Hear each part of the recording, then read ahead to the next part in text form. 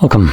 In front of me is a NUBIA Red Magic 7, and today I'll show you how you can insert SIM card and hopefully SD card into this device. So to get started, let's take off the cover if you have one on, and the tray looks to be located on the bottom of the phone. Now, like I said, hopefully you can also insert the SD card, but it looks like based on the size that is not the case. Oops, I just dropped my foot tool. There we go. So let's pop out the tray,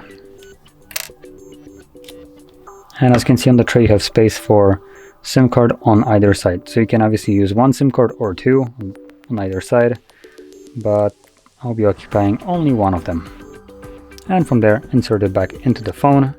The card should start working immediately once you insert it, so there we go.